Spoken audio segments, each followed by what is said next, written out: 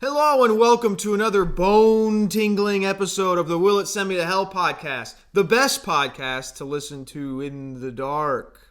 My name is Dalton. Joining me today, as always, is... Michael. Your intros get worse every time. That was the best one. It's fine. No, that was the best one. But I'll this is the respectfully Halloween disagree. episode. Yeah. Are you scared? No. Are you scared? Because it's going to be a spooky episode, ladies and gentlemen. Or is it? Were you scared? What movie did we watch this week? We watched The Exorcist. Were you scared? No, it's not really. There's some unsettling parts, but it's mostly the medical stuff that's unsettling. The Ritalin? Well, that's unsettling in a different way. But I mean, like, the medical procedure. Like the, medical procedure? The injections and like and like setting her up for like the brain scans, or not the brain, but like the brain scan stuff. Yeah. It's like that all is the most unsettling part of the movie. You don't like doctors? Well, I don't like doctors, but I think anyone would agree it's pretty unsettling. How have you been? How have you been since our last episode? Good. Why? Good. I'm just wondering. Yeah, fine. Ask me how I've been. How have you been? Fucking terrible, dude. Oh, this is an excuse for you to complain. I've been. I was like, why is Dalton asking me this? No, I've been put through the ringer, man. Yeah. I got a new phone. Mm-hmm. Defective. Got to return it. Mm-hmm. In the past month, I've gotten 2 injuries on my hand that make it so I cannot lift weights without bleeding. That sucks. I keep getting sick. And you're right. That will stop. I guess it will stop blood from dripping on me while. Well, is it an injury that like just from gripping it bleeds, Yes. or is it from rubbing? Oh, okay. Yes, well, then, it would be gripping. Nothing you can do. And I got a sty on my eye. You can't really see it. It hurts. I don't know what a sty is. It's bad. I've been bad. Is this one of those things that like people are supposed to get, but I don't know what it? Because you made fun of me before because I didn't know what like a. It's just an acne. What's that thing in your mouth that people get? A tongue. No, like a a canker sore. Yeah, and I had no idea what you're talking about. I was like, what are you? You know, okay, Michael doesn't get acne. Congratulations, Michael. I do get acne if I eat trash. Anyway, that concludes the human interest part of the podcast. So this is the podcast that talks about. This is the Catholic podcast. Right. It's important to say that talks about media, and we discuss the morality of said media. Yeah, the deeper moral implications of media from a Catholic perspective. Yeah, and that includes a lot of stuff. That includes a lot of stuff. Obviously. Yeah. There's a lot of different elements to it. And also from a Zoomer perspective, and also Yes. from like a schizophrenic. Yes, esoteric retard bodybuilder knowledge. There's that. This That's is an very. aspect. This is the podcast to listen to. If you're part of that niche, and almost everyone is, you're gonna love this episode. So what do we watch this week? This week we watched 1973's The Exorcist. The year is important, by the way. The year is important. Oh yes. Directed by William Friedkin, who also wrote the novel, right? Or no. But the guy who wrote the novel did write for the movie, right? Yes. Whose name is escaping me. Blatty. Something Blatty. Yeah, Blatty. Yeah, you're right. That's cool. I kind of want to read the book. It seems interesting. Yeah. But also, I would more than that want to read the book about the incident that book is based on. Oh, there's a book about that? Yeah, it's called. Yeah, because it's called Possessed, not the Dostoevsky book. That's such a. Oh no, Possession. Okay, I was gonna say, why would you ever name something the same? Like, imagine if I wrote a book tomorrow, in one day, and named it War and Peace. That'd be good. It would be so dumb. People would buy it on accident, fucking all the time, dude. That's a good deal. Maybe that's genius. That's true. That's what I'm gonna start doing. That's what I would do too. War and Peace is in like public domain now, right? So what I could do is write my book and attach War and Peace to the second half, so nobody can get mad when they're like, "I thought I bought War and Peace, and I got this other," and it's like, no. War and Peace is still there. Yeah. No one can get mad. You can't get mad at me. You got 2 books for the price of 1. That's a good deal. Think of how massive that book could be, though. So, what did you think of The Exorcist? Just like basic thoughts, opinions. This might sound weird. I'm hoping you agree with me. I think you might. It's kind of a comfy movie. Ooh, I don't. There, some of the atmosphere, obviously parts of it, not comfy. Yeah. But like some of it, like towards the beginning, and like just the atmosphere of like, it takes place in what, Georgetown? Yeah. It like Georgetown in the 70s, just like that atmosphere. Like it was like, oh, it's kind of a comfy movie. You know what? Yeah, actually, yeah. That's so weird, but you're right. It's kind of the parts that aren't horrific are really a joy to watch. Yeah, they're really pleasurable to watch. I was hoping you'd say that because the only other explanation for it I had was that like when I was a very young kid, like 4 and 5, my dad would watch just horror movies all the time, and I'd watch them with him. I don't know if we watched this one, but we watched stuff like Texas Chainsaw Massacre and you should definitely played Silent Hill watching, and yeah. So it's also like I get nostalgic about like old horror movies. Not even that old, The Exorcist, but you know what I mean. Yeah. So you think comfy? A little, yeah. I liked the movie. There were obviously parts that were. There's at least one part where it's like, I don't know about like the existence of this movie, but for the most part, it's a good movie. This is a complicated movie. I would say that's true. Like morally, for you. Thank you. Morally, it's really complicated. Yes. And like every opinion I have is like undercut by another. Oh, but you could look at it this way, and it's like yes, and I could also see how you look at it this way. Yeah. So I guess strap in because this is also strap in because I think it's fair to say that Michael and I both have kind of a passing interest in real life exorcism and exorcists and possession. You definitely went with me. We went to a Father Ripperger conference. Yep. Where he talked about demons and like the modern world and he, if you don't know, is a real life exorcist. Yeah. One of the most prominent ones. He does a lot of writings that are very good. I recommend them. He also has sermons on YouTube.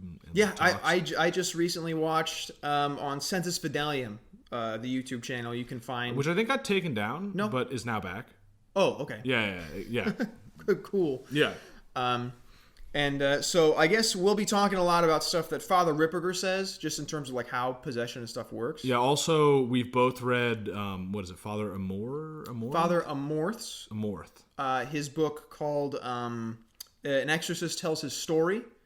Is that what it's called? I think it has. I think that's the subtitle of it, isn't it? No, that's the name of the book. Okay. That's really good. Yep. I also listened to a bunch of interviews from Father Lampert. Who's an exorcist in Indianapolis. Is he the American Exorcist Tells a Story? No. That guy? I also listened to an interview with Monsignor Rossetti. I read some of his blog. Really? Yeah. He just recently put out a book like a month ago or something. Yeah, I want to read it. It's brand new. Yeah. Based on his blog, I want to read it. Yeah, called An American Exorcist? I think it's called like... Diary of an American Exorcist. That's what it is, yep. Yeah, and that would be interesting too. So, Michael and I we're not like super big fanboys of Exorcist. No. But we're interested. Being a Catholic in the modern day who's like traditional minded, serious about, you just pass by it a lot. You know? It's not like I've really even sat down and just like, I'm going to learn everything there is to learn about Exorcist. It's just like... Well, I did recently for this episode. Okay, that makes sense. Yeah. But, so I think we should say, before we even get into like the morality of the movie, demons are real. Yeah, well, yeah. They're actually, which I guess is a point in the movie's favor. But I would say so. Yeah, no matter what else you think of it, it shows that demons are absolutely real. It did lead to that, apparently, practically, too. Apparently. I keep saying that a lot of apparently. Yeah. So it seems. I read some, like, New York Times article from, like, the year this came out. Mm-hmm. And it was talking about how, like, in the months after that, a bunch of priests were complaining because they'd get so many calls asking for exorcisms because everyone was now convinced that they were possessed. Which, to be clear, possession is rare. Very rare. Yeah, like other sort of demonic activity is less rare, but full-blown possession is very rare. So, like, these were most of these were obviously, like, not true cases of possession. But these are all people who now realize that demons are real. So you could say it had a positive effect, you know. Yeah, and I think a lot of people, well, maybe not in our audience, but people who listen to this might think, oh, these guys believe in, like, demons and stuff. Like, come on. And if you're the kind of person who thinks that, I would like to enlighten you by saying that, and also insult you. The unbelief in the supernatural is the domain of the Midwit. That's probably yeah, I could see that. I don't know if that proves anything, what you're saying. It is kind of just an insult, but you're probably right. No, it is, because if you're unaware of the Midwit phenomena, there's a certain low IQ, high IQ alliance in the world where we believe the same things, but the low IQ people just can't. They accept their intuitions, and the high IQ people say like, oh, those intuitions are good for this reason, this reason, this reason. They're smart enough to get there. Yeah. And the Midwits are just garbage people. Typically, I'd say the Midwits are the most susceptible to propaganda. Exactly. And also, like, the lower end of the Midwit is most susceptible to propaganda. The higher end of the Midwit is just dumb enough to be dumb and just smart enough to convince himself of dumb things. Yeah, they can really trick themselves. I mean, there are people who are, like, above average intelligence who still fall into, like, this kind of midwit territory where it's, like, 110, 115 IQ, just smart enough to think some really dumb things. Yeah. Well, because they hear word salad and they say, oh, I can make sense of that. Absolutely. I'm smart enough for that. You know? So the low IQ people will say like, oh, yeah, you know, the demons are real. They do all this stuff in my life. I've seen a ghost. No, that's the kind of thing they'll say. I've not seen a ghost. I'm saying that's the kind of thing. Like, I know a guy who told me he saw ghosts, and so demons are real. And it's like, well, correct. You would be correct, yes. I don't know about ghosts, but they would just be demons. Exactly. Yeah. And the high IQ people would say like, yeah, obviously, look around. I'm fucking smart as shit, and there's stuff I can't explain. Like, are you quoting someone, or are you saying you're smart as shit? That's what a high IQ person would say. Not necessarily me, but perhaps. Sure. It's like, well, they didn't do this in the movie, but like certain good doctors, good psychiatrists will say, this is beyond the realm of my understanding. Something else is going on. They kind of did that in the movie, but they also did it. Yeah, they were just like, it works because you believe it works. Which, like, they're talking to an atheist family. Like, that's the kind of thing. Like, if they were of a high intelligence, they would realize that, like, I'm trying to pass off that exorcism works because people who believe in exorcism have this, like, psychological reaction to it, placebo, basically.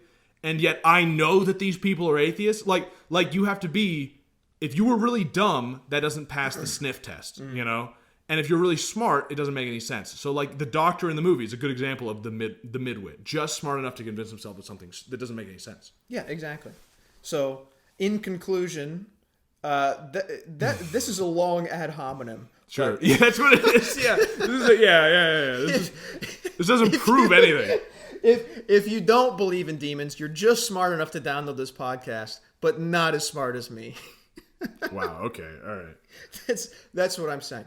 But no, I mean, they are real, and there's... I mean, if you're Catholic, you have to believe in their existence. You have to. I mean, look in the Gospels. On a number of occasions, Christ, and the disciples even, drove out demons. Yeah. And you can say, well, they just didn't understand psychological issues, and they just said demons. Well, for one, it says demons. Christ said demons. But also, even if you want to be midwit about that, Jesus also cured physical diseases and like a mute. Right. So... Which were separate. They didn't say clearly. He was like possessed by the demon of not being able to talk or something. You know what I mean? Or like anything like that. It was like, no, he did that. So if you are a faithful Catholic, sorry, you already believe in demons. Or you're a heretic, which is, that's cool too. I don't know. Definitions there, you got to be careful with heretic and stuff like that. But that's my podcast. I will sue me for libel. Hypothetical midwit. Yeah.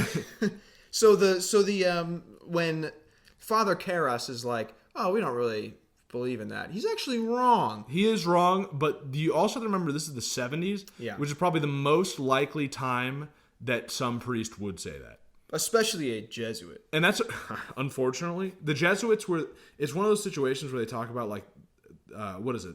The best when they're corrupted. The corruption of the best is the worst. Yeah, it's like the Jesuits used to be, like, the greatest organization of, like, all time, and is now, like, the worst.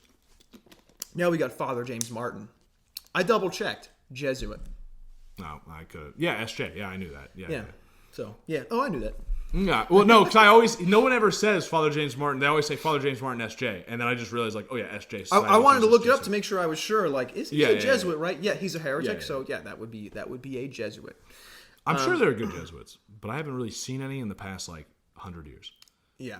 A lot of the religious orders are not too great. I hear not too good stuff about the Franciscans, too. Yo, don't go hating on the Francis. They make my favorite bluegrass music.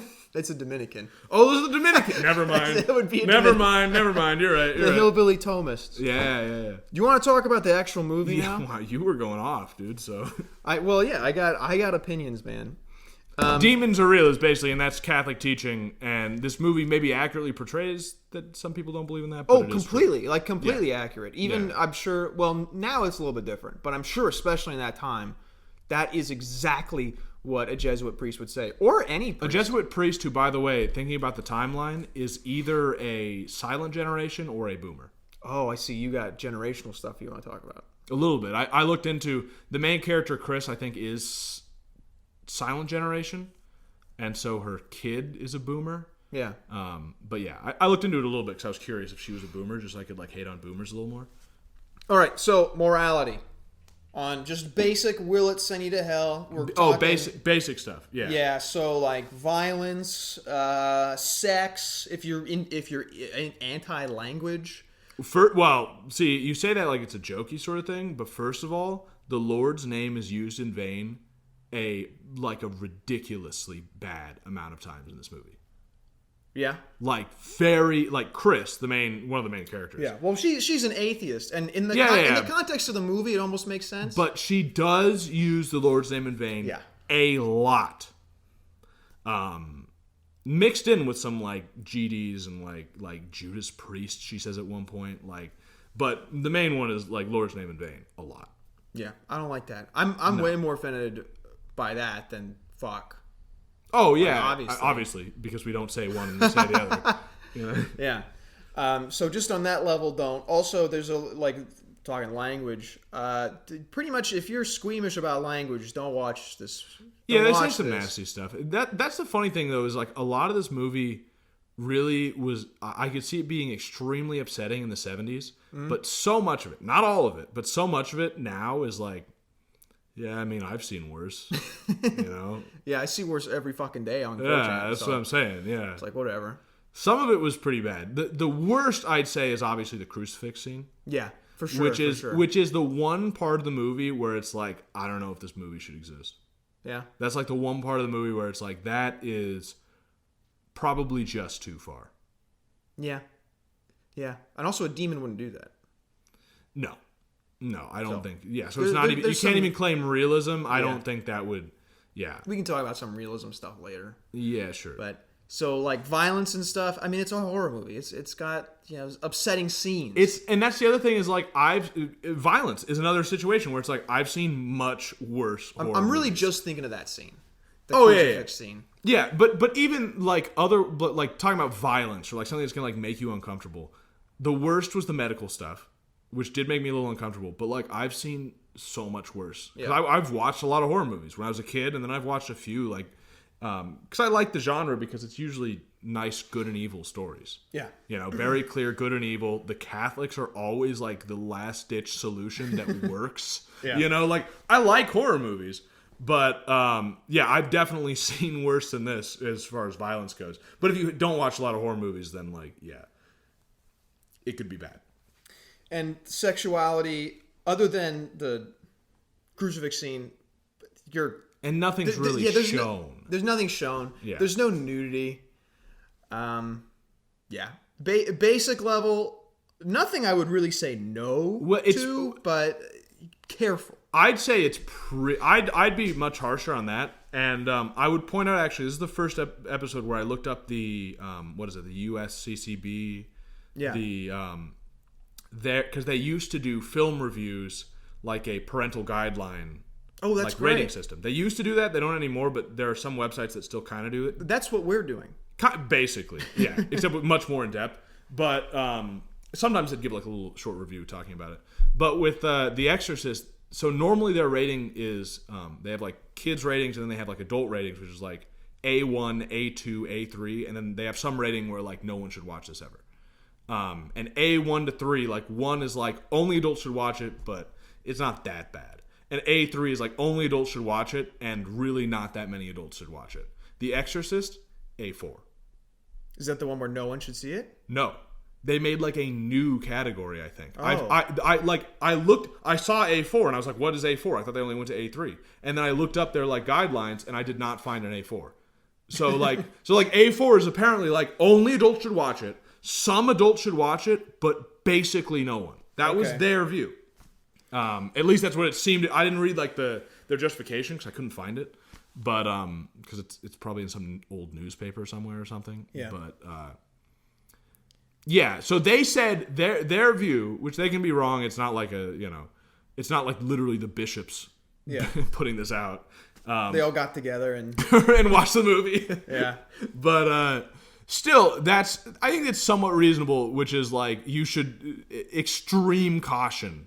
Yeah. But like it's still, their conclusion was still that like it has some moral messages. It's worth watching. Most of what it does is artistic. It just goes very far with that. Yeah.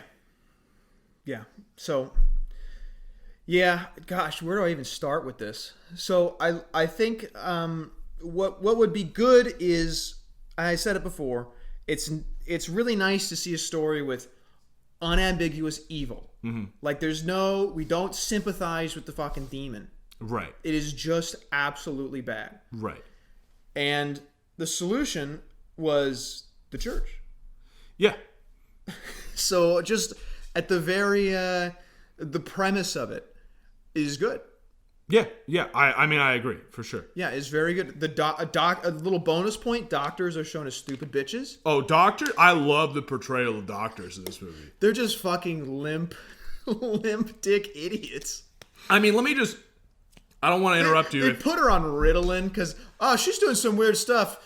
Fucking amphetamines. That's what she needs. I don't want to go off too far if this is going to delay your train of thought, but I want to go off on doctors, and this might be the time to go off on doctors. Oh, because this movie portrays, and I think it's quite accurate for this time period, but also in general. I highly recommend the book Mad in America. By the way, it really goes into this kind of stuff.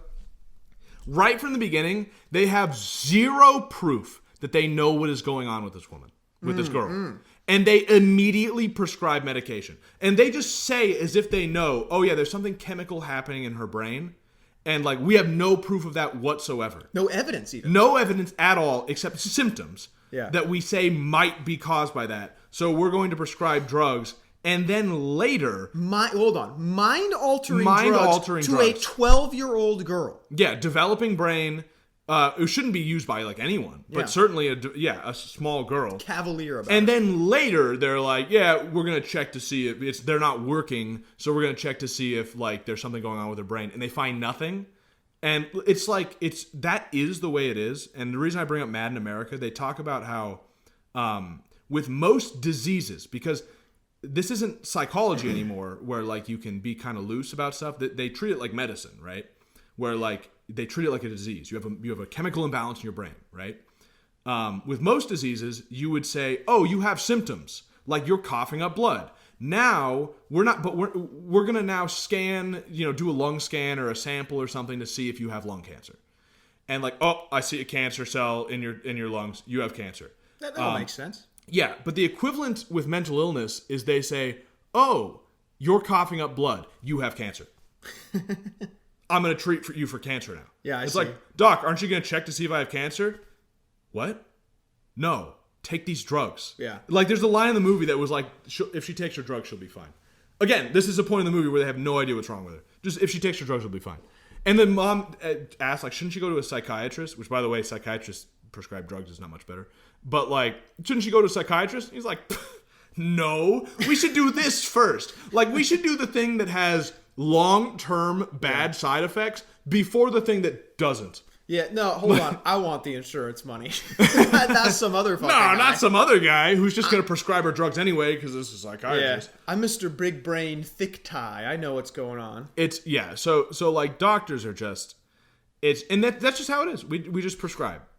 Yeah. And it's really quite... Yeah, and, I would say I got an issue with doctors, especially psychiatrists. well, and the thing with psychiatrists and like these SSRIs and stuff like this, there's no proof that they work, period.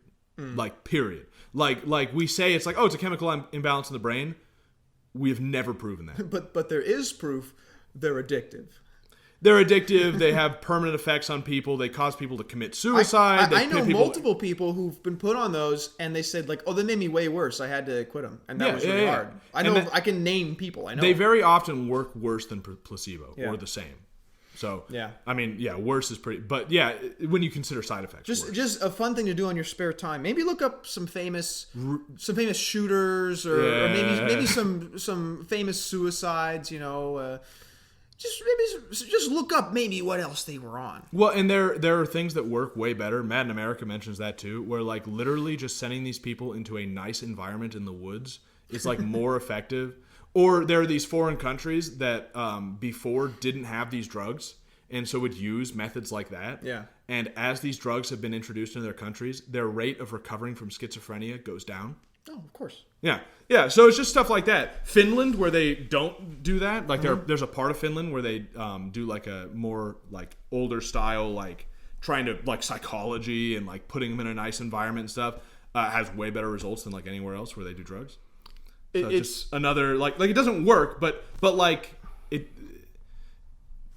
it makes money. It makes a lot of money. It's almost as if the Industrial Revolution and its consequences have been a disaster for the human race. This is more big pharma stuff. On every level. Nah. You could call this the chemical revolution. Ooh, I don't like that one either. No. Any revolution, I'm not a fan.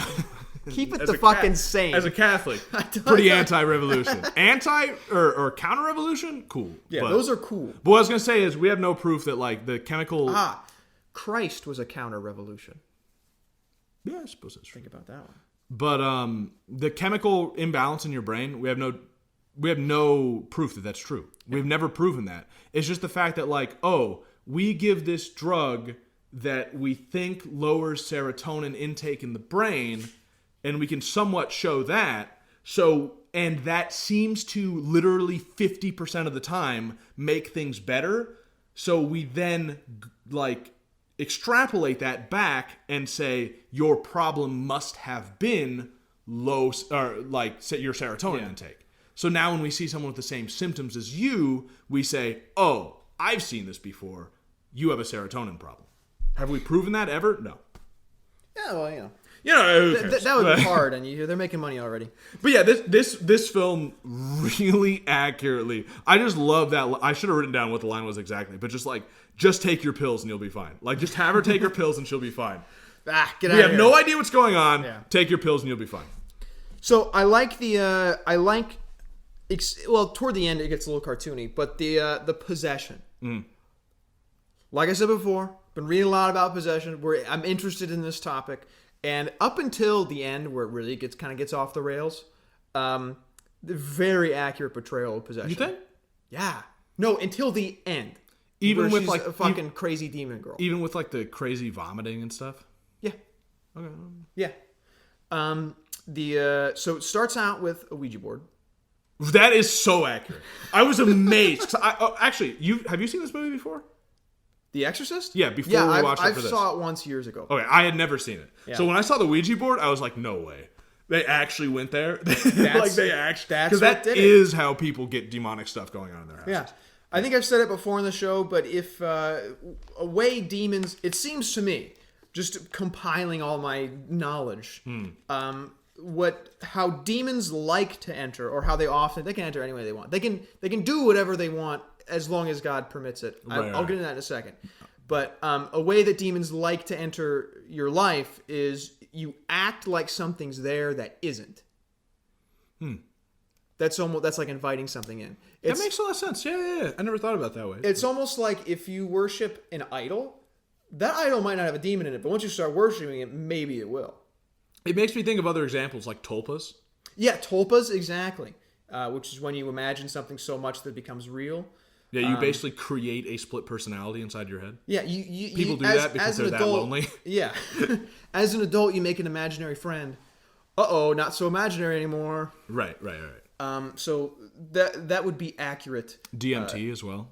Oh, really? I didn't know about. Oh, that makes sense. Yeah. That makes a lot of sense. So I like how the Ouija board is the gate that Captain Howdy. And the Ouija board is literally like, that's like Exorcists explicitly warn against that. Yeah, because it's so popular. Well, yeah. I don't know if it is as much anymore, but it definitely was. There was just like 3 years ago a Ouija board movie. That's true. You're right. So yeah. So yes, it is. But yeah, until she's a full blown crazy demon girl, like all the parts where she's in the hospital as the demon, like she's kind of normal most of the time. But then you see the spooky face. That's a spooky face. Yeah. Juxtaposed over hers. Then she doesn't even act like that violent and crazy. She's just really rude. She's saying stuff she wouldn't say. Right.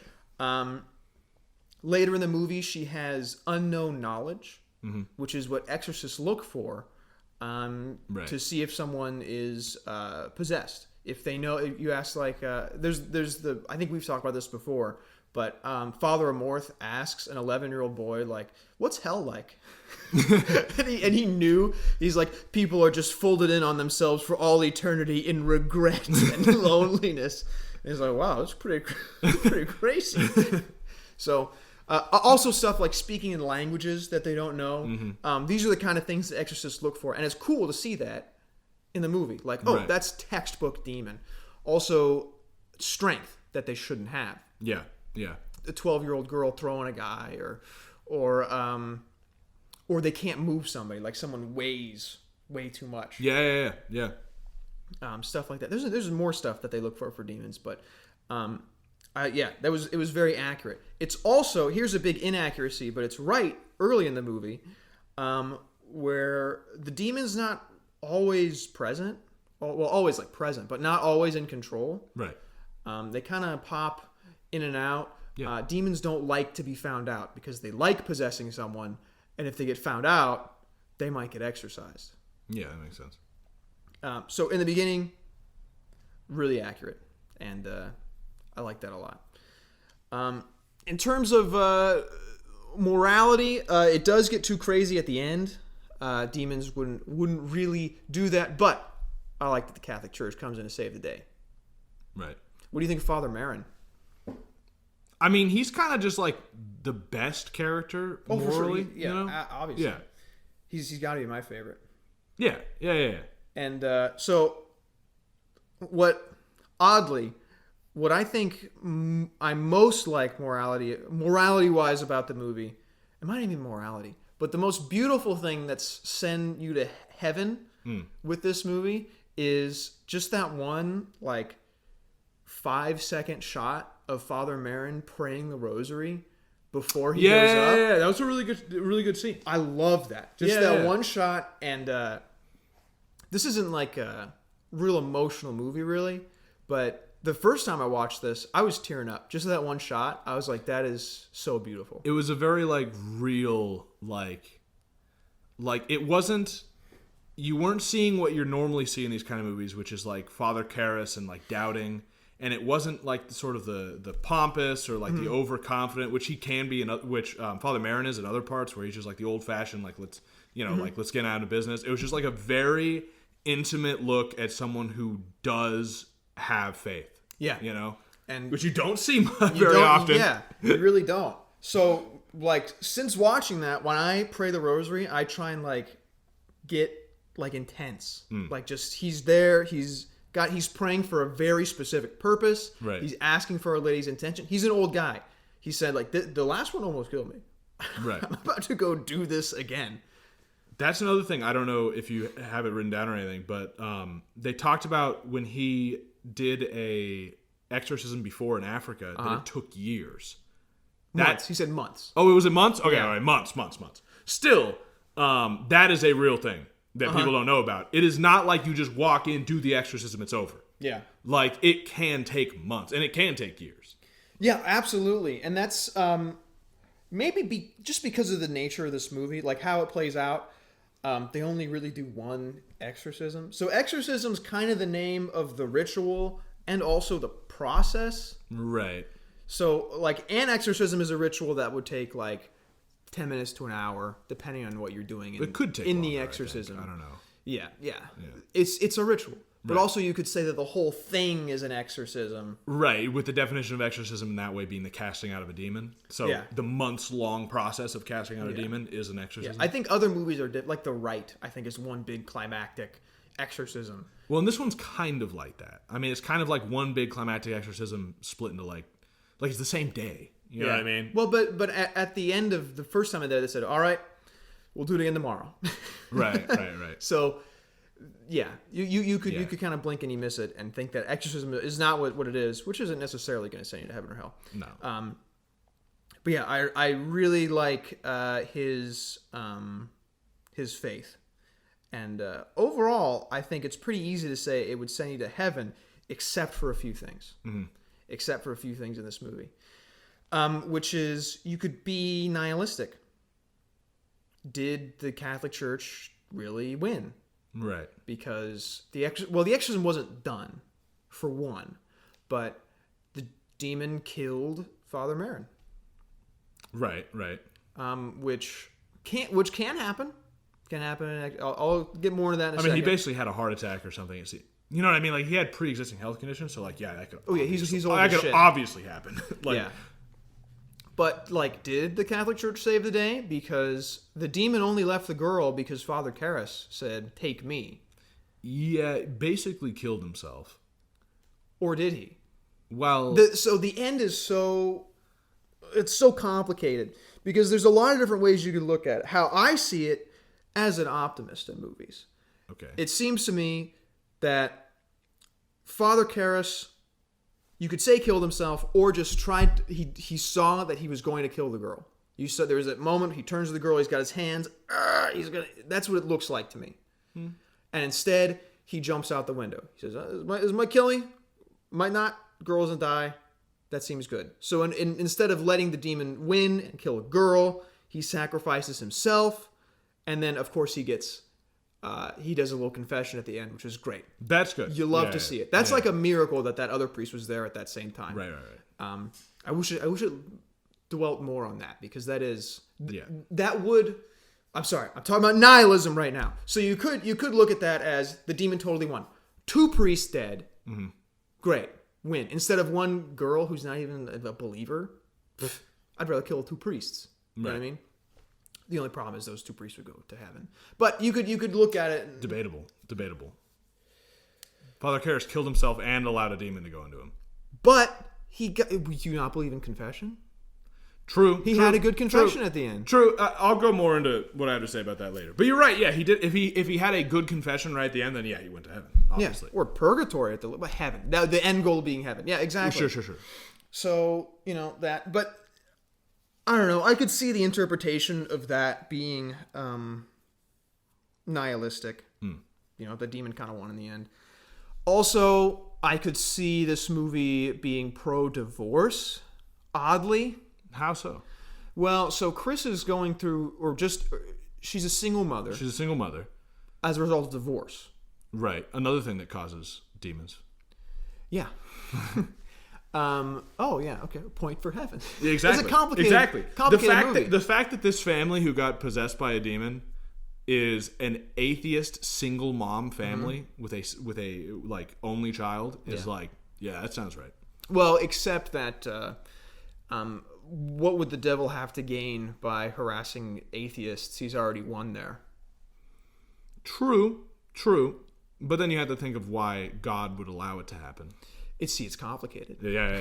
Because there's also the aspect that like possessions happen in the first place because God allows them. Yeah, let's take a second to talk about that. Because if you come away from this movie being very scared of demons, you're getting the wrong. Well, I could see how you get that from the movie. Sure, but you shouldn't think that. It's not reality. It's not reality, and so I guess. It's important to know that nothing ever happens in the world without God permitting it. It can't, because he's omnipotent and omniscient. So if you happen to find yourself possessed, rough break, buddy. Yeah. But it's not... I guess it is a demon attacking you, but demons want to attack everybody all the time, constantly. Yeah, and they do insofar as like temptation. Yeah, temptation. And lesser forms of like demonic oppression and stuff like that. But temptation being the number one, obviously. So God is only allowing this, whatever oppression, or which we should talk about too, oppression or possession, because it is for the greater good. Right. So if you find yourself possessed, that's like, I am on the right track. Somehow God is making me better, or on the wrong track. But because of this is an opportunity to become really, really holy. Well, and that's something to point out too, is that it does happen. These exorcists talk about this, where really holy people can get possessed. Yeah. Or people who are not really that serious one way or another get possessed and then become really holy people. And like there are stories that these exorcists tell. I don't remember which one it was, if it was Ripperger or if it was Amorth, but I think it was Amorth, who was talking about like, I think it was like a young girl or some woman who got possessed, and when the demon was in control would do like these terrible things. But then like when the demon was not in control, it was like constant prayer and like living a really good Catholic life. And of course, you're not morally responsible if you literally like, because there's a difference between temptation, where if a demon is tempting you to do something, you still have the free will to choose, versus possessed, where your body is acting under the control of the demon and you don't have to confess that, for instance, unless you were in some way allowing because it. Because there wouldn't be free will involved. Right, you wouldn't freely choose Exactly. it. So, and that's the reason why I'm saying, because there's no free will involved in a real possession during the times when the demon's in control, you can still be a very holy person and be possessed. Now, obviously, most people who get possessed it's because of something like a Ouija board or something. They're not exactly holy people to begin with. They're doing some sort of weird demonic or like new agey sort of thing, but it's not impossible. You know? Yeah. I mean, you could get cursed by a witch. That's another thing. Who are real, by the way. Some people, we're getting into Halloween time. True. So witches do stuff. So this seems, listeners might think this is a little hokey too, but this might be a fun thing to do. Now, don't get too into this, but just if you're unsure if witches exist, Google your town and then put the word coven. You'll find a Facebook group or something. Yeah. I've done it. Well, not since I've moved, but there probably is something here. I live in the woods. People probably do weird shit in the woods. Probably. Yeah, but pretty much any half-sized town is going to have some kind of coven.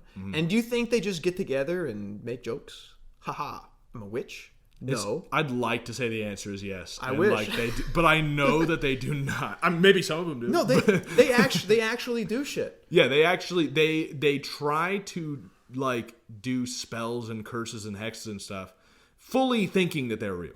Yeah, but what if it's like white magic? Haha, I'm a good kind of witch. I do white magic. Haha.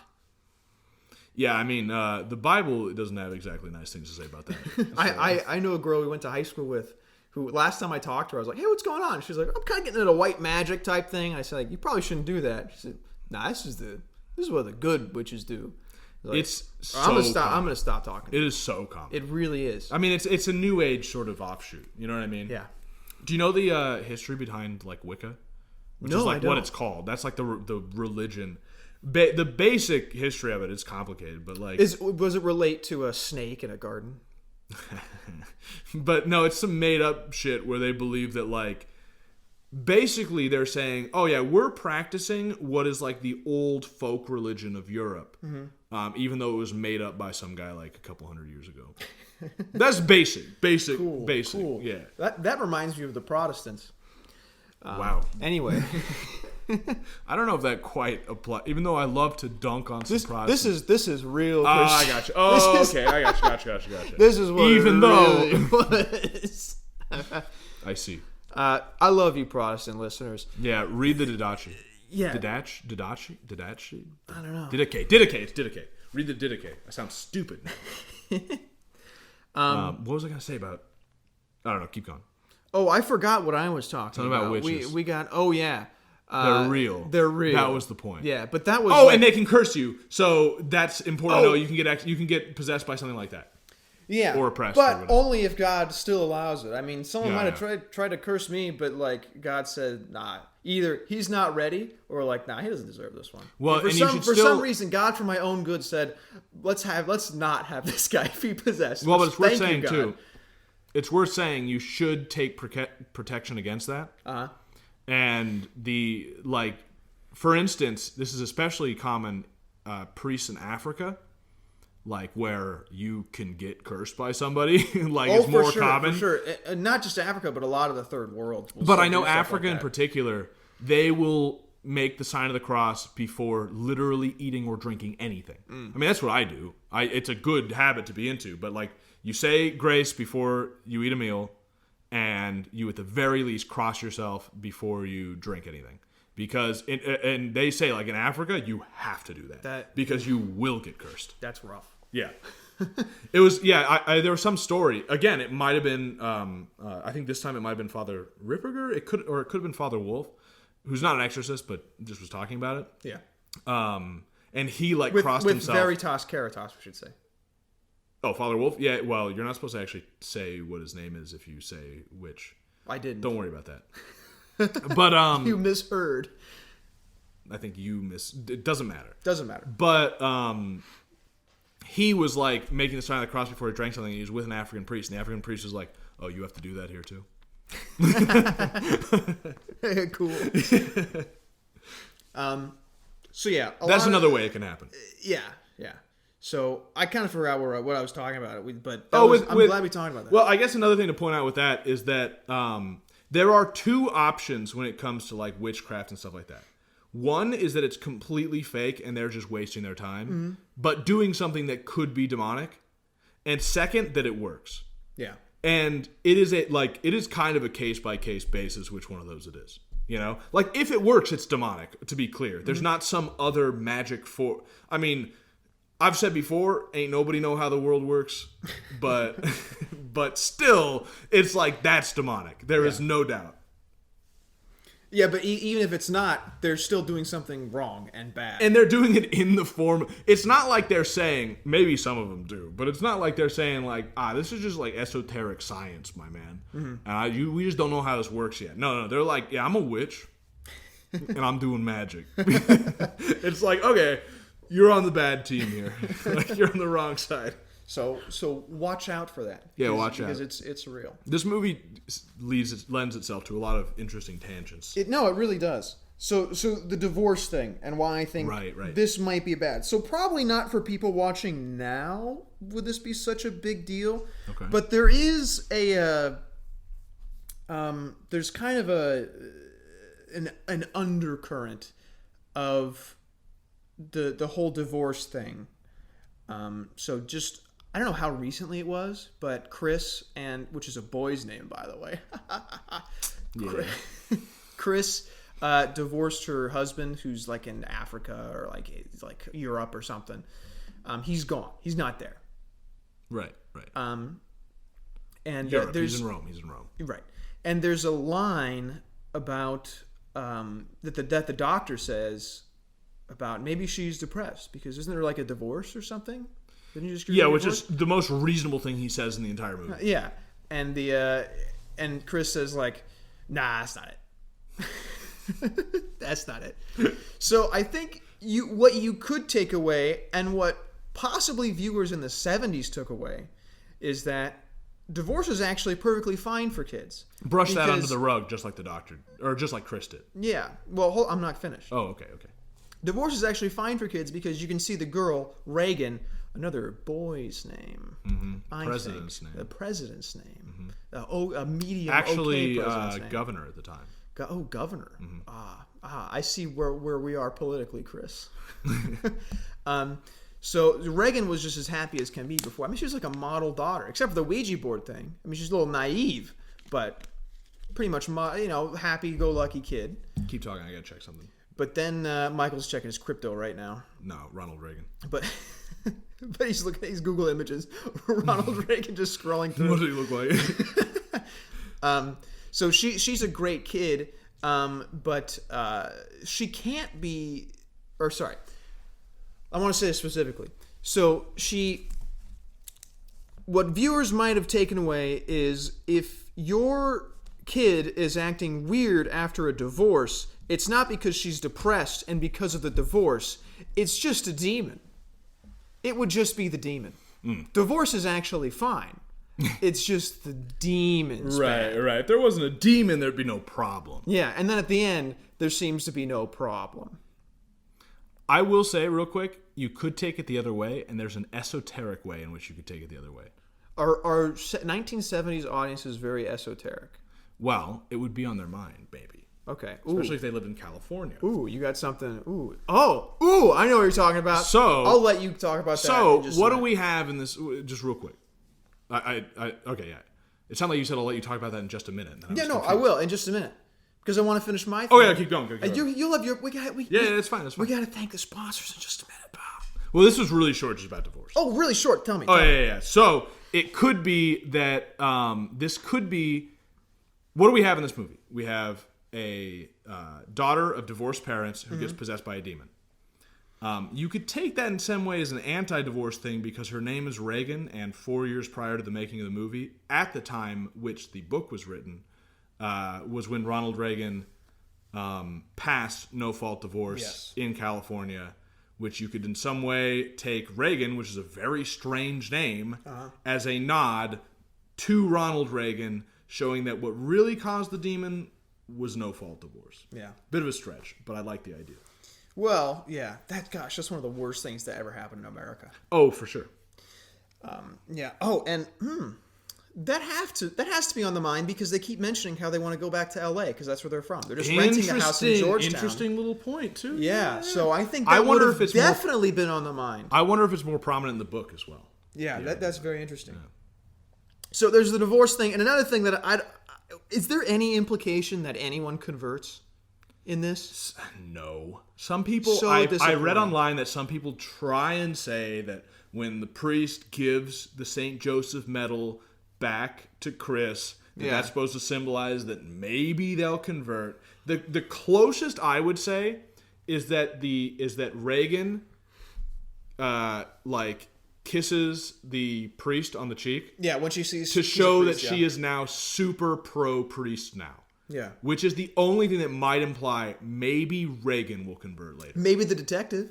If he's going to become best friends with the priest at the end. With true. Okay, the movie ends with all right, that was a cool story. Now these two side characters are best friends. That very last part doesn't happen in the original theatrical release. What? Really? Yeah, they added that later. Apparently because the writer or the director, I don't know which one, either Blatty or the director. Yeah, freaking. But one of them decided we want a little bit happier of an ending. So. I think it's awesome. It's all right. I don't mind it. And now, best friend. That's cool. There's bros at the end. So, my conclusion, personally, if I think it'll send you to heaven or hell, I'm going to, despite all the stuff that I said, because it's complicated, I think because of the general pro-priest and how seriously Catholicism was taken, really seriously, I really liked it, and how cool Father Marin is, and that one shot of him praying, and how I just want to hang out with Father Marin. I want to explore Iraq with Father Marin. And it's just thinking about that scene has helped me pray better. I'm gonna have to go heaven. But maybe not for everybody. With some caveats, but in general, A4. It would be the USCCB 1973 rating A4. I would say is accurate. Okay. That's my. You want to take a break? Yeah. Do you want to thank our sponsors? We just have one sponsor today, don't we? That's right. We only have one. We went from over hundreds of dollars last week, or last podcast, to $10 this time. And we just barely got that. Which could have been more if we had just remembered that one of our donors was going to pay us $100 if we didn't say the word through the whole podcast. But I forgot about that. I was going to do that, and I that's right. Yeah, next time we'll have the whole gimmick. We'll have a gimmick next time. We do not use the filler word like. I didn't even think of what we're watching next. Don't worry about that. Keep going with the... Okay. Oh, yeah, because we didn't... Okay. We didn't talk about it again. We didn't talk about it. Oh, we forgot. Oh, that's bad. That's really bad because we had a discussion we had to make. We had to make a decision about that. We might just want to cut this in here later. Pause the show. We're going to have a quick conversation. Oh, you want to actually... Yeah, okay. pause the show. Testing? Okay, we're good. After much deliberation, we've decided on what we're watching next. Yeah, we're going to watch Cowboy Bebop because we don't want to do like just another movie. We've been doing a lot of movies in a row. And there's like the live action of Cowboy Bebop coming out pretty soon, I'm pretty sure. I think it's soonish at least. Everybody's seen Cowboy Everybody's Bebop. seen it. And it's also, I just remember it being really good and really fun to watch. So I feel like we'll have some stuff to say about it and it'll be a good time. Yeah. After watching The Exorcist, I want something nice, fun. Well, it's the same. You should write down Kids on the Slope. We should watch that at some point. Oh yeah, I'll put a note on our thing. That is a jazz show with Catholic characters. Really? Yes. Do you want to do that one instead? No, let's do Cowboy Bebop. Okay. But Kids on the Slope. But like, it also possibly has homoerotic undertones. Ooh, just like the Catholic Church. Too far. Lately. But yeah, we're doing Cowboy Bebop. But I was gonna say, the other shows, because Kids on the Slope by the same guy. Yeah. As Cowboy Bebop and Samurai Champloo by the same guy. And Space Dandy. And I was just thinking, Samurai Champloo I know has really interesting themes to it, but I don't really remember what Cowboy Bebop is about thematically. So I'm interested. So we're doing Cowboy Bebop. That was the point of all that. Okay. Let's thank the sponsors. There is one sponsor. Of which, there's only one. We said that a second ago. Yeah. We got a lot of generosity in the last one. But so everyone said, they're good. They're good. We don't need to give these guys money. They just made like a couple $100. Yeah, well, which is wrong. Yes. Let me remind you again, if you're listening to this podcast, I'm asking you to look into your hearts and ask yourself, what is this podcast worth to me? Mm-hmm. Whatever that number is, that is what it costs. I'd like you to just get, if it's worth $1, fine, dude. The podcast is not free. It's you decide. It's an illegal gray zone. An illegal gray zone. Yes, exactly. Whatever you think it's worth. If it's worth $1,000, please give me $1,000. Mm-hmm. If it's worth $1, give it chip in $1. If you're getting $1 per episode that you like, just give us that. That's reasonable. It's not. I'm not going to tell you how much it's worth to you. Last time, people thought it was worth hundreds of dollars. And we still have, you got to remember, this is not the first show of the month, so we're not getting the regular monthly. That's another reason why the number's low right now, is because we've got these regular monthly people who only get thanked at the beginning of the month. Yeah. But we have, this guy, This guy didn't send a message. He didn't say if he wanted to be anonymous or anything. I'm just going to say his first name. Just say first name. Steven. Thank you. Sent us... Yeah. $10. Thank you, Steven, for $10. Thank you, Steven. Appreciate it. I mean, I really do appreciate it. No, I do. Yeah. You're an executive producer. This show would not be possible. Oh, yeah. I mean, because people like you who help. Yeah. It is just funny to go from like a few $100 to $10. But thanks. Yeah, and you know what? This guy listened. He said, this is worth $10. And everyone else listened, and they said, this is worth nothing. All of their time and effort is worth nothing. I do not care. But yeah, it's the value for value system. So you could give that value in money. You could give us some content for the show in forms of emails or something. You could... Don't mention the other thing that we were talking about earlier, just by the way. What? Don't worry about it. Don't worry about it. I have no idea what the fuck you're talking about. If you don't know what I'm talking about, don't worry about it. It'll be mentioned later. Okay. If you want to send us some art, that would be great. If you want to send us like album art for each show, like we're doing Cowboy Bebop next. If you want to make a cool poster for the show, you just make it a square image, send it to me. There's lots of ways to send it to me. Send me on Twitter, cheddar_breeze on Twitter, or Discord, or or willitsendmetohell@gmail.com. Or send it to the email, willitsendmetohell@gmail.com. We're going to get to the emails in a second. Also, if you wanted to become a donor, which is probably the easiest way for most people to support the show. Right. Other than tell your friends about the show and share it around, please also do that. Please do that. But you can donate at patreon.com/willitsendmetohell or paypal.me/willitsendmetohell. 2 ways to donate. I also have a basic attention token wallet that I would love it if you donated to. There's a link in the description, or the address in the description. You should get like Ethereum or something set up. I don't think many people send. I have gotten specific requests for backs. You're right. I forgot about that. Okay, well. So I will also make an Ethereum wallet. Ethereum or whatever. Ethereum's expensive because of gas prices right now. But Bat. People like Bat. You find I think XRP. like Bitcoin Cash or something. Like there's some. What's the cheap to send? We'll have more crypto wallets. It's not eventually. Litecoin. I don't remember what it is right now. Nano? Is it Nano? Nano's got low. I think it's Nano. Is quick and low price. But I don't know. We'll figure out. Just get a Bitcoin wallet, dude.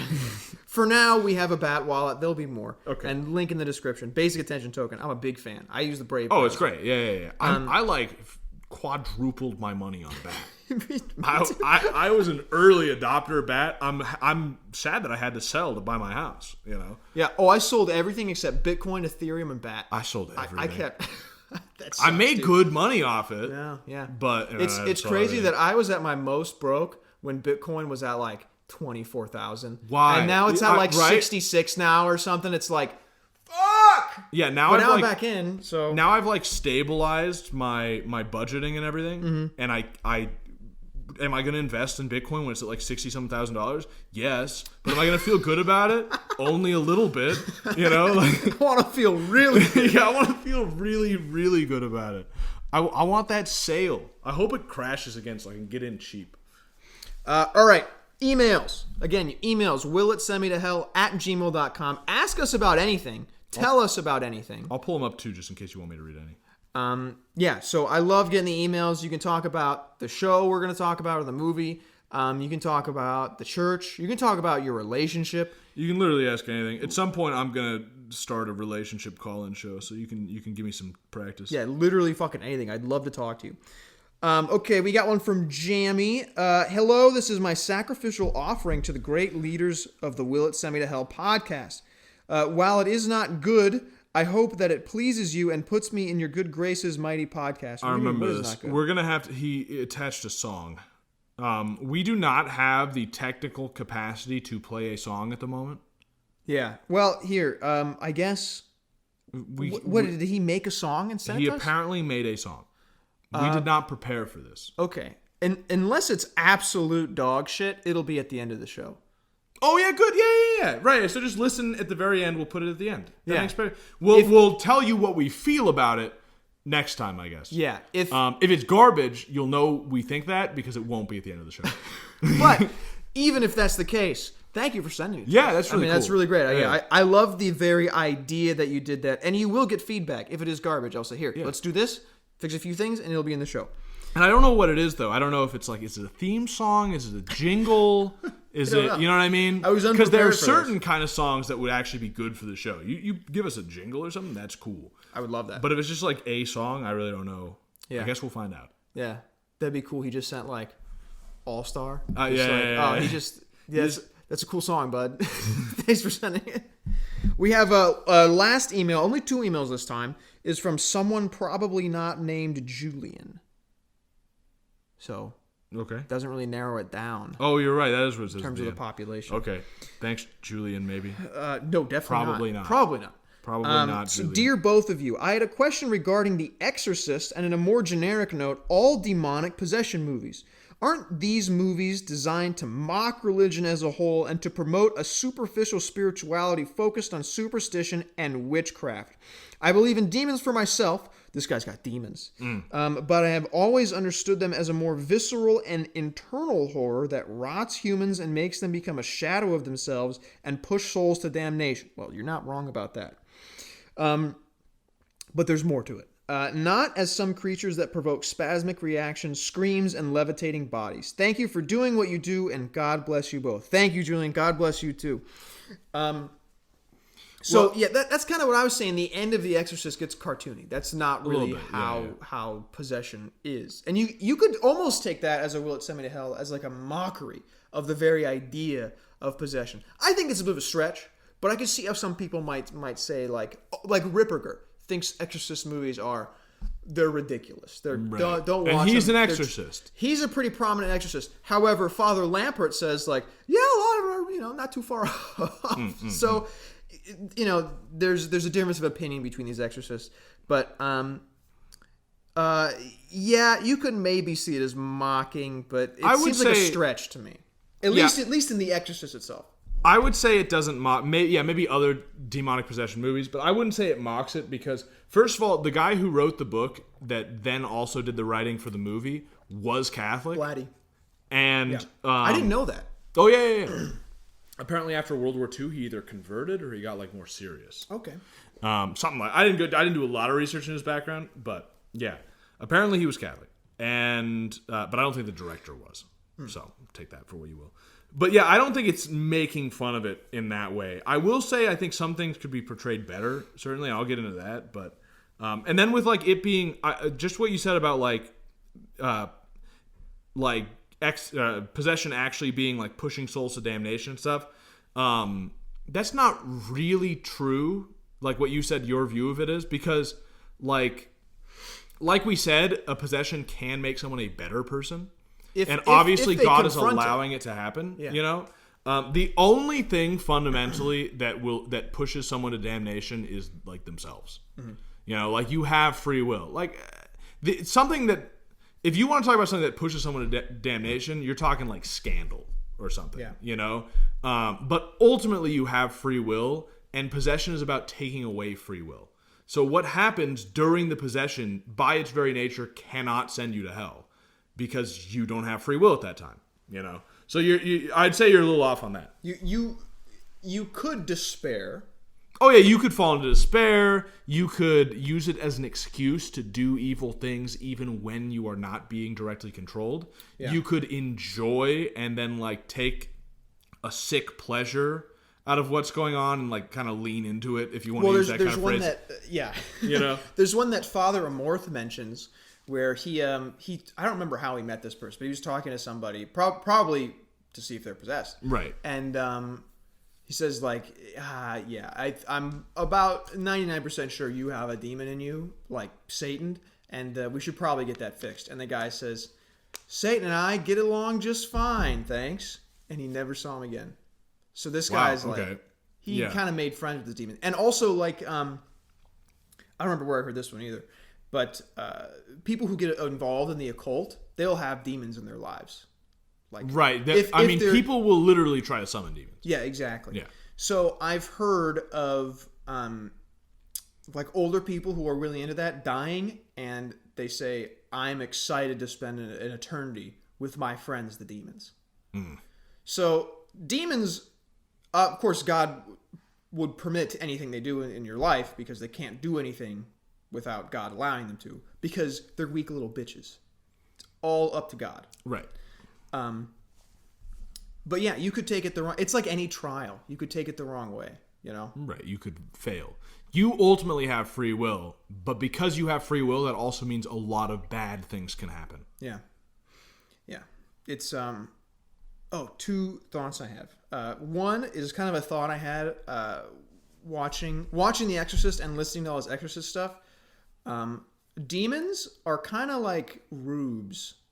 Like, just, they're kind of God's rubes. Like, God lets them get away with as much as they can, but he does it for his own purposes. Mm-hmm. The useful idiot. Yeah, they're kind of like useful, but they're not. They know what they're doing. They're just so full of hatred. In fact, that's something to be careful about. Is like, don't think necessarily that you're smarter than like the devil or something. Oh, you're for sure. They have an angelic intelligence. You know what I mean? So like, yeah. Yeah, but they are in a cosmic sense, just like. Right. Yeah, they're useful aids for God. And then also, just you mentioned mocking, and I know Father Marin in the movie mentions, I think they do it to make us despair. Mm-hmm. But, which is, I like that. That's an interesting thing that he said. Right. But also, possession is a mockery of the incarnation, which is a reason demons do it. Interesting. Well, one of the reasons demons do it. Well, yeah, because there's also this idea that that's like a sore spot for demons. Mm-hmm. Is that because, you know, the entire rebellion against heaven by Satan and his angels was, you know, was pride, you know. Yeah. And so the idea that God not only loves man to such an extent, but it loves man to an extent that he became man as Jesus Christ, that's like a particularly sore spot for demons, you know. So, So that I think concludes the email portion of the show. Thank you for your support. Of course, thank you for your emails. That is willitsendmetohell@gmail.com. And of course, thank you, Steven, again, for being an executive producer. Thanks for supporting the show. Send in your emails. Send in your cash. Send in your cash. Yeah, just send your cash.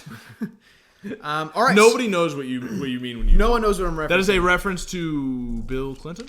Bill Clinton and George W. Bush. Both and George W. together. Bush. Yep. Asking for money for Haiti, and they said, "Don't send your blankets. Don't send water. Just send cash." Yeah. Where'd all that cash go? Not towards blanket and water. Actually, a P.O. box in Maryland, I believe, is where it all ended up. Weird. I think it was Maryland. I don't know. Weird stuff goes on. Yeah. Speaking of demons. I can tell you it did not end up in Haiti. That is true. That I can tell you for sure. True. 100% sure. So what'd you think of The Exorcist? Okay, so I think the theme of The Exorcist, like what I kind of take away from it, I think there's good and bad. And there's different ways, it's a complicated movie. I actually think in almost like a postmodern way, where like the medium sort of portrays its own theme through the medium, you know? Okay. That was dumb, what I just said. I think the fact that it is a movie is important.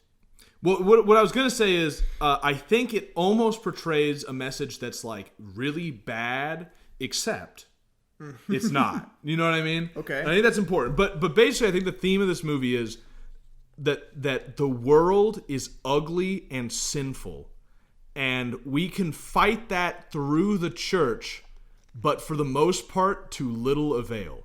I'm not saying I agree with this theme. I think this is the theme of the movie. That's almost like true. Well, and that's the thing. So I interesting. don't necessarily disagree, but I don't agree 100. It's complicated. So what we have in the movie is a divorced family, single parent, and we have 1970s, and they have scenes in the movie that it's strange their inclusion unless you look at the fact that this is a world that is degenerating. Okay. And so you've got the student protests going on, the protests against Vietnam. That, if you think about it, it's like, why are those in the movies? Hold on 1 second. That was in a movie. That was in a movie in the movie. Yes. I guess it still counts. It still counts. Okay. They could have had the movie that was taking place be anything. Mm-hmm. But instead they had Vietnam protests. Yeah, right? okay. So that's important, I think. Just to kind of support your point there, and what's happening in the movie, mm-hmm. is the teacher is saying, I agree with you guys are right, but people still have a right to learn. So that is almost even more degenerate, that the protesters are protesting a degenerating war, but they're doing so to the detriment of people trying to better themselves. Right. Actually learn. It's kind of like everything is falling apart. Yeah, that is what it seems. And then so you've got divorce. Uh-huh. You've got the medical system just like pushing pills on kids. Yeah. You've got Vietnam. Mm-hmm. You've got 1973 Roe v. Wade. Oh. Now, to be clear, Roe v. Wade happened after the release of the movie. Yeah. But it's in there. It's not like people were not having abortions. You know what I mean? Like, there's a reason Roe v. Wade happened, and it was because, is this abortion ban legal? Yeah. You know?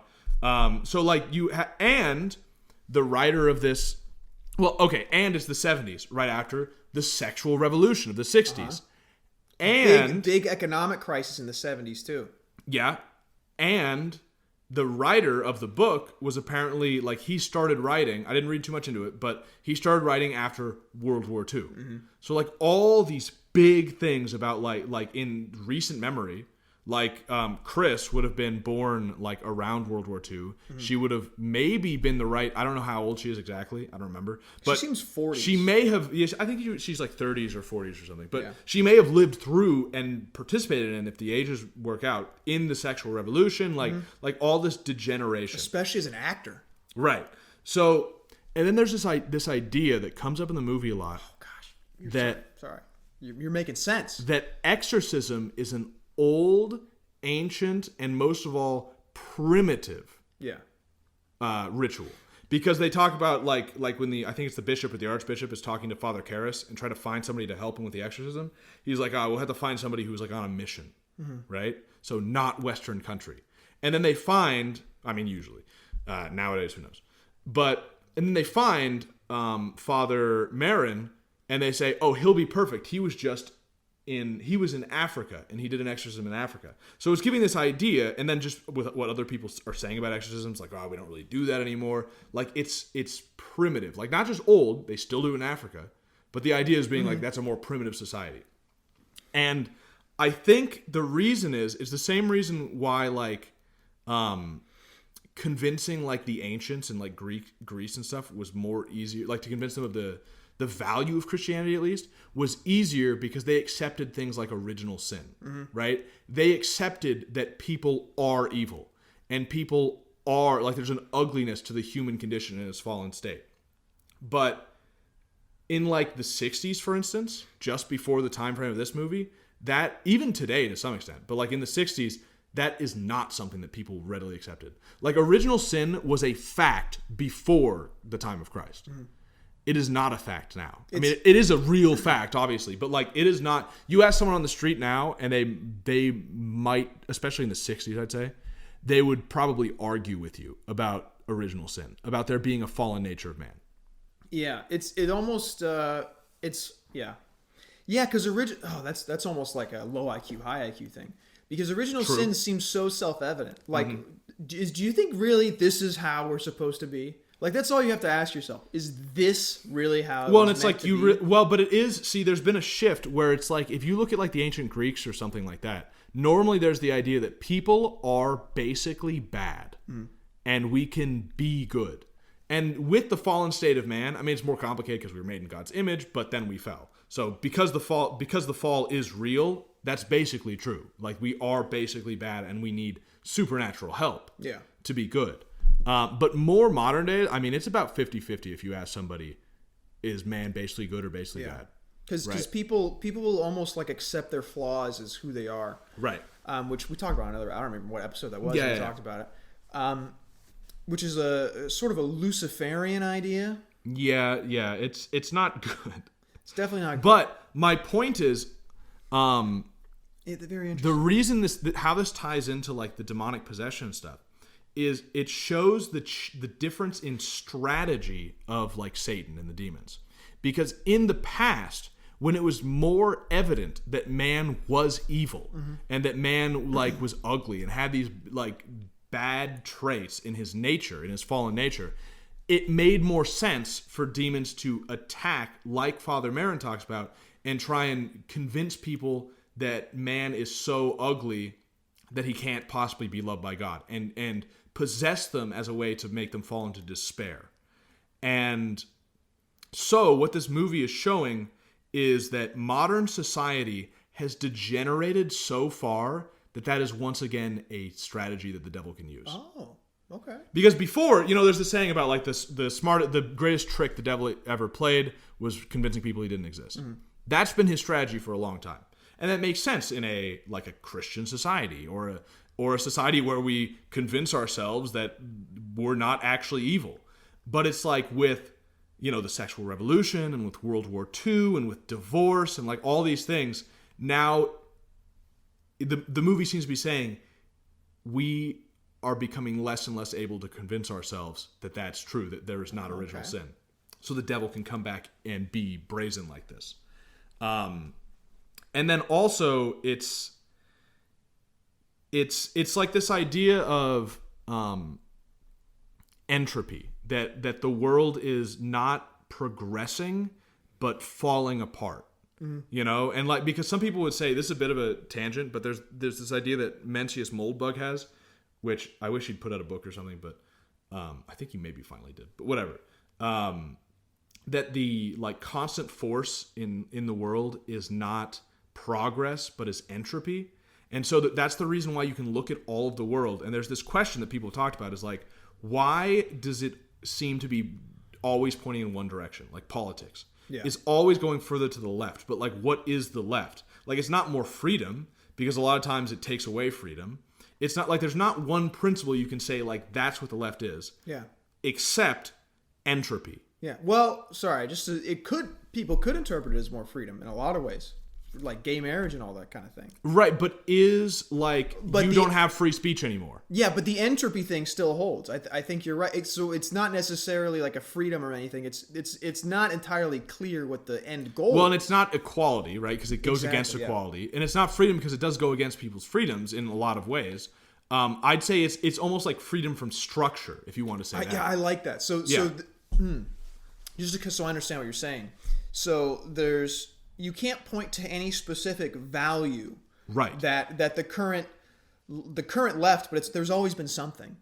Has been, it's the current left, but it's had different names over time. Yeah, has been going toward. There's no values that are there. There's nothing, and maybe the values change over time. So there's nothing you could really pin down except for the underlying entropy. It always goes toward. And that's the thing. Despite the fact you cannot pin down one specific thing, you can look at the thread of history and see exactly how it's gone. Yeah. You can see the thread that underlines all of it.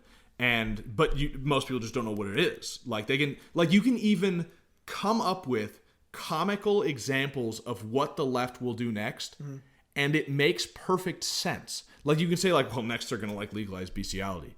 And it's like, why does that make sense? Yeah. Like there's no reason why that should make sense, but it does, and that's because that's more entropy.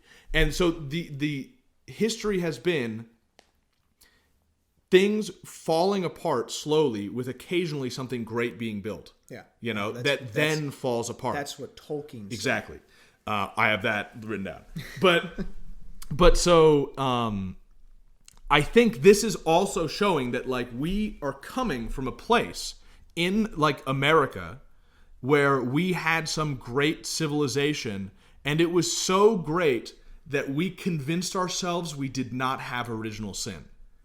And the 70s is that's fading, and entropy is setting in, and now we can't convince ourselves anymore that that's the case. So now this sort of attack by the demons of you're gross, you're disgusting, because that's what the movie shows is it's mostly making this girl look disgusting. Yeah. And that's because we are disgusting now. I mean, more 75% of Americans are overweight. We've killed millions of babies. Yeah. We we are a disgusting people, And so it's now much easier. It just works as a tactic.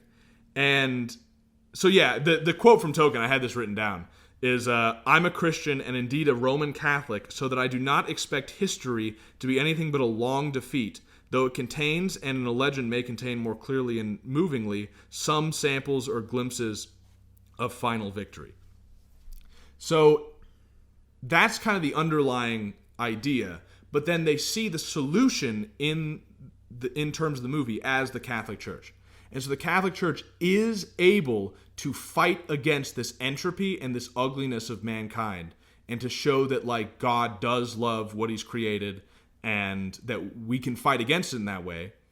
But the problem with the movie is it also shows that as not just not very effective in the long term, which you could say is in the long but not final term is true. In the final term, God wins, obviously. But you could say that, entropy forever, that yes, that's probably what's going to happen. Yeah. But in the movie, it does show evil as quite powerful. And what I mean by that is it's kind of clear what I mean by that, but a specific example is the fact that good does not win over evil except by doing evil. Yeah. In this movie. The priest is only able to cast out this demon by killing himself. Or at the very least by first taking in a demon, which is sinful in and of itself. Yeah.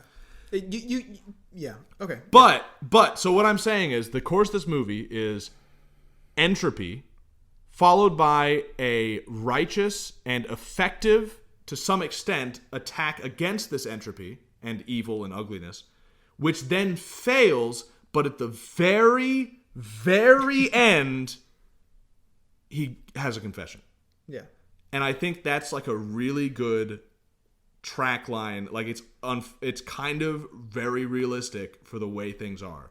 So I'm not super comfortable with the fact that he basically does kill himself, but it is an example of the fact that God can use he uses everything for his purposes. Yeah. And so, like, even though what the priest did was a mistake, we don't know this because he didn't say it, but if this movie does have a happy ending, then I imagine that he must have, at the end, confessed what he literally just did, right? Otherwise, it wouldn't be, you know. Well, it's... And if that's true, and I since we don't know, I can just assume that's true because it fits, you know? Mm-hmm. If that's true, I think this movie will send you to heaven and actually is like a very, very interesting look at that sort of like trend in American history right now. Yeah, I like... Which has only gotten worse, by the way. I think in some way, I think that's one reason why this still resonates is because we are just further along in this degeneration now. Mm-hmm. We're so far along, in fact. This movie could be seen as like a warning to like boomers. We are so far along now that we have gone back to 100% believing in original sin. Like a lot of, like me and you, as like Zoomer Catholics. I have seen much worse than what was portrayed in this movie as something the devil would use to convince you of evil. Yeah. You know, and to make you despair. I've seen much worse and real stuff, not just like in a movie. Yeah. And yeah, now it reminds me of a meme that got posted around that was like, you know, Catholics in the past, oh, the nun hit me with a ruler, I lose my faith. Yeah. And Catholics today, my priest is literally a heretic. I will pray for him. The gates of hell will not prevail. Hell yeah. Yeah, which is like, that is accurate. So we've gone almost a step beyond what this movie was warning about, but it still really resonates because it's still going on to some extent. I like how you're looking at it really big picture. Because what's really interesting, and what Father Ripperger says, because he gives you Exorcist news too. Interesting. Which is it's getting worse. Oh, for sure. They said it was really like it was bad in the time of when this came out because there were like no exorcists. Right. There were a few, but it had kind of fallen by the wayside. Yeah. And since then, especially after like the 90s, there have been a lot more interest and a lot more exorcists. Mm-hmm. Bishops have been appointing more, which is a little fun fact. Every bishop is also an exorcist. Right. That's but part of some their of role. them weren't really doing their duties in that way. Yeah. You know? But yeah, now there are more exorcists. And Father Ripperger said since he's done it, it was really bad. Exorcism took a long time, but you would finish them. They'd be fine. The possessed and the oppressed would be liberated. Right. And then he said it got a little better for a little while under Benedict. I don't know if it lined up exactly with Benedict, but around the time of that time Benedict. frame. Yeah. And then just recently, the last couple years, 1,000 times worse. I have heard that too. Like now, exorcisms are almost indefinite.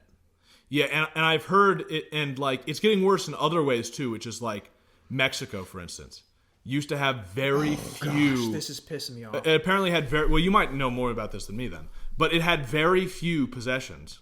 But now, as like Mexicans have been kind of losing their faith, they've been more like cultural Catholics. A lot of them do these superstitious, basically idol worship, like fake saints and stuff. Santa Muerte. Yeah. For instance, there's been a huge rise in possessions in Mexico.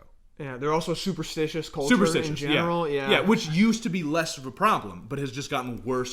I mean, as Chesterton said, when people lose their religion, they become more superstitious. Yeah. And that's what's been happening in Mexico. You know, that's not what I thought you'd say. Oh, okay. I thought you were talking about the abortion thing. In Mexico? No, Yeah. I don't know what you're saying. Yeah, I don't know if it's completely legal now, but a big relaxation. Well, and that was actually one of the blackest pills was... Hold on, I'm not done. Okay. Which, the day that passed, there was also a big earthquake in Mexico. Oh. This was like a couple months ago. And do you know where the earthquake was? Where? Guadalupe. Oh. Yeah, right at the Guadalupe Hill or whatever it's called. Our Lady of Guadalupe. Yeah, right where that happened. So, nice. Interesting.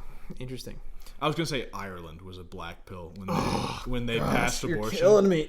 Yeah. You're killing me. Well, and I did hear one good way of saying it. So, like, when Ireland was still under English control, abortion was, I think, already legal.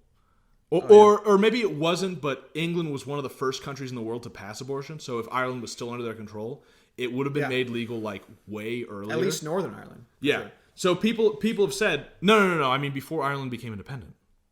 Oh, that we're talking then. Okay. I mean, that wasn't that long ago. Okay. You realize. So people say it's worth mentioning that between the time that Ireland became independent until like 2016, abortion was illegal, and for I think most of that time it was legal in England. So millions of Irish babies were saved. Oh, that's great. So that is something. But now they just passed abortion again. Yeah. In Ireland, entropy. It's so sad because the Irish Republic, I don't think they should have made a republic, but the people who were behind it, they seem to be good people. A couple of them I could even see being canonized, and like their victory was like almost downright miraculous. And they would like pray the rosary the armies that would like pray the rosary all the time. And like I want to read more about it, but like it's sad how like they created a very Catholic country and it's fallen so quickly. But very that is entropy right there. That was the building of something great that then slowly entropied. And that's I mean like the biggest example is like Christendom in general. Mm-hmm. It was like up until like high Middle Ages at least was like huge, beautiful, godly civilization. Gothic architecture. And because it was so great is like, well, yeah, I mean, the great cathedrals of Europe are like the pinnacle of human achievement, period. Mm-hmm. And yeah, since then it's been like just a slow degeneration in like just about every way with, peaks going up, but not really reaching the same peaks as before. Yeah. You're bumming me out. Do you have anything more to say about The Exorcist to make me happy? Not necessarily by The Exorcist, but if you're bummed, you should just listen to that speech that is he blessed now, Fulton Sheen? I think he's blessed. I think he is blessed. Venerable. He's venerable. Venerable. You're right. Venerable Archbishop. Was he Archbishop or just Bishop? I think he was Archbishop. Anyway, Venerable Bishop Sheen. Bishop. These titles, dude. Yeah, I know. Venerable Fulton Sheen. He had that speech about like everybody talks about tearing things down. Mm-hmm. We need to build up. Yeah. Listen to that speech. It's really good. Because, I mean, that's the thing is, like, entropy is going to destroy everything. So we need to not focus on, like acceleration or something to, like, get it to happen faster. Maybe it should stop being an acceleration. Yeah. Instead, we need to start immediately building up something better. Yeah. Man, accelerationism might contribute to entropy, doesn't it? Kind of seems like it. Yeah, it does. Because the idea of accelerationism is you believe in the cyclical nature of civilization, which does exist to some extent. So you think if this part of the cycle ends, it will be the start of something good. So you want to end it as soon as you can to start something good. But the problem is every time even though that cycle seems to exist, every time this cycle goes around, it still gets slightly worse. Yeah. In general. So accelerating it does not necessarily make it any better. And also the cycles don't have to line up perfectly like that. You can still start building something good now before waiting for something bad to end, I wanted to say about your entropy thing. Sure. So just more about Ripperger, how he talks about how the demons are getting more powerful. Mm-hmm. And also listen to Ripperger. It's very interesting stuff. Yeah. The Satan's 5 generals and everything. But so cosmically, in a cosmic sense, whatever that fucking, you know what I mean? I think I say it. I couldn't define cosmic, but you know exactly what I mean when I say it. The demons in America are gaining more strength, and the church is kind of becoming weaker in a sense. It's God's church, but like our there's another just real quick. There's a quote I've heard which is like all bad things in the world can be blamed on lukewarm Catholics or bad Catholics. Exactly. I think one of the popes said that. I think Pius XI, he said he's the gist. Yes, I paraphrase. There's also something Father Wolf said before, which is like what happens in here. He was giving a sermon, so referring to the church, is what happens out there. So like, thank you. So when people are doing things like receiving communion illicitly, or in a state of mortal sin, or they're not going to mass, or just all these things, that weakens like the faith. Not that God is not all powerful, but the actual day-to-day like in the end God will win. Yeah. What happens before that is a lot up to us. So if you're concerned about the demons getting control of America, or wherever you happen to live, or even if you're concerned about the possessed or the oppressed, which we might want to. Possession is when the demon actually took over your body. Oppression could be a lot of different things. The demonic health problems that change, don't seem to go away. You go to doctor after doctor, or other things, But I should say too, don't immediately jump to demons for your problem. You should really discern first. No. Don't be Mr. Superstition. It's all demons. You might just need to fix your life a little bit, and you'll be okay. True. Or maybe eat better than just complain. And most exorcists agree with that. I think all. They all do. That's the thing is like the sort of order that they do things in the movie is first give them dangerous pills, then go to a psychiatrist, then go to an exorcist. Let's be clear, the order should be go to a psychologist. Yeah. Or fix your life or talk to a priest. Yeah. I don't trust a lot of psychologists. Yeah. Are you getting enough sleep? Are you eating well? Right. Yeah. Okay, so I'd say first look at like clear physical stuff that might be going on. Health and just like stuff like that. Second, fix your life. Second or third, go to a psychologist, talk to a priest about it. Yeah, therapist, anything like Fourth, exorcist. Fifth, pills. Dangerous. I'm not joking. Yeah, I'm not joking. Because a good exorcist will refer you to, this isn't you should probably talk to. You should go to a psychologist. Yeah. And here's a good one. That's the problem is there are a lot of bad ones, but. Yeah, I mean, exorcists will talk to, they'll talk about 500 people a year, 2 or 3 are possessed. Exactly. 2 or 3 need my help. So they'll refer you to where they need to go. But anyway, if you want to really fight demons, which demons suck. So right. That'd be kind of a cool thing to do. You don't need to be Mr. Exorcist. You might not encounter possession in your life. You might not encounter a poltergeist in your life or demonic oppression. But if you really want to stick it to these guys, you don't have to do anything crazy. Just live a good life. Don't sin. Yeah. Go to mass. Do good deeds. Go help the poor. Do things to get good graces. Help out at your church. These aren't little things. Yeah. It might seem like it doesn't make a difference. It might seem like, no one's watching. You do the same thing over and over. It's not making a difference. But if you're doing it like out of love, if you're doing a good thing, if you're doing things that get you graces, you are actually fighting demons. You are contributing to the store of, the store of grace that the church has that can use to fight demons, to fight Satan. We're called the church militant for a reason. Yeah. We're actually here to fight. So don't give up hope. The devil can only do as much in your life as God allows him to. Right. That's true for sure. So you shouldn't despair. So don't despair. Be a good person. Fucking go to mass every Sunday. Mass should be your excuse for not doing anything else. Think about that. Clean your room. Every little, I like when Jordan Peterson says that, because every little thing you do in your life, it does make a difference. Yeah, that's another thing I've heard before. I don't know if it was from him or who it was from. Might have been Molyneux. I don't know. But you should treat your life like it's important and like what you do is serious. Take yourself seriously, But another thing it made me think of is, I think I've said this before, but if you want to know why the world is falling apart, it's because you masturbate. And yeah. It's true. It's true. It's 100%. I mean, maybe that's not what your vice is. You know what I mean? I don't.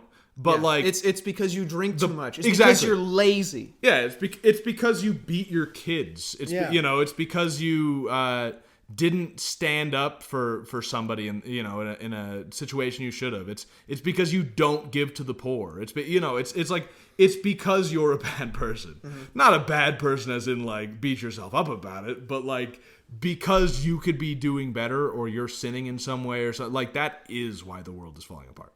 Yeah. And you have to have courage and have faith. I like when you said because you didn't stand up for somebody. Yeah. I'm mentioning kind of a lot of easy things to do. It's really not that hard to go to mass. Yeah. But sometimes, like in possession, God calls you to do something really fucking hard. Mm-hmm. You have to have courage. And you might have to do something that doesn't make any sense at all, but you know it's right. And then you just have to have faith that not sinning will turn out okay, even if it doesn't make sense to you in the moment. That's when faith is really important. I'd say luckily most things you need to do moral-wise, do make rational sense. And if they don't in the moment, read some Aquinas. You know? Well, exactly. Here's something interesting. They might not make sense in terms of the world, though. Here's something that's kind of interesting that I think we'll pull back to The Exorcist in a second. But we had a big discussion on lying months ago. We had a big disagreement. Yeah. Where I was saying that lying in some circumstances would be okay because the person you're lying to might not have a right to know. Sure. I've kind of thought about it. I might have come around to your side. Okay. Where you don't lie no matter what, even if it doesn't make like the whole classic you're hiding Jews and the Nazi comes to your door. Do you have any Jews here? Which is a ridiculous situation to even happen. Right. But yeah, you still shouldn't lie there because that is putting the faith completely in God. I cannot convince you that it makes sense in the world. Right. But it only makes sense if there is a God. Right. And I'd say further, there's a lot of the lying thing. It's like we can agree at a basic level that lying is wrong. Mm-hmm. Satan is the Lord of lies. What is it? Prince of lies. Yeah. And like lying is bad. And as Christians, we're supposed to bring the truth to people. So it's like if wrong is lying at a basic level, lying is wrong. People will argue that like, oh, well, it's okay to do that to accomplish some good thing. It's not. No evil may be done that good may come of it. And so it's like, I mean, obviously God can use evil for his own purposes, but that's different from you deigning yourself able to commit evil to do good. It's like, no, that's not how that works.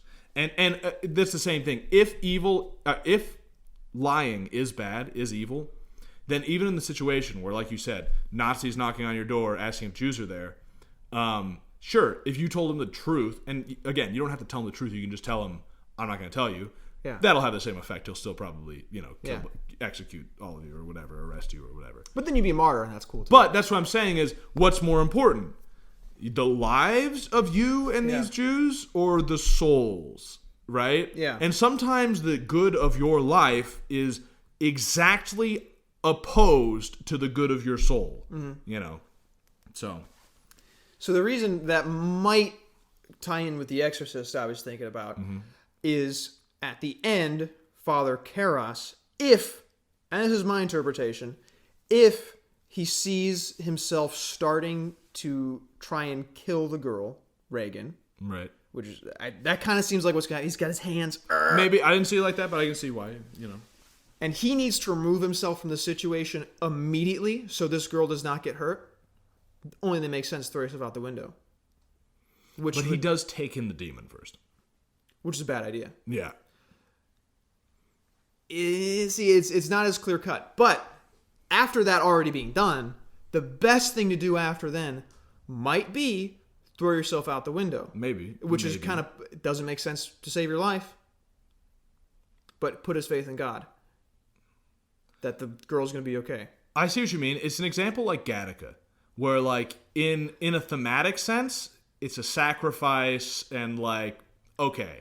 Yeah. But it is still, it's less clear than Gattaca though. Even more less clear because is it a suicide? I mean, I don't know. At least, but he does receive confession at the end, so that's good. But like, see, in that confession thing is why just put your faith in God. It's pretty much miraculous that the priest was there to hear his confession right away. True. I mean, he wasn't. And that, not just a priest, that priest who knew him. Because he was not wearing a cassock at the time. I don't think. He was wearing his cool sweatshirt. I think so, yeah. So he just knew, I know that guy, he should get confession. Right. It had to have been like that priest. Yeah. So you can definitely interpret that as just have faith in God, do the right thing, even if it's to your bodily harm.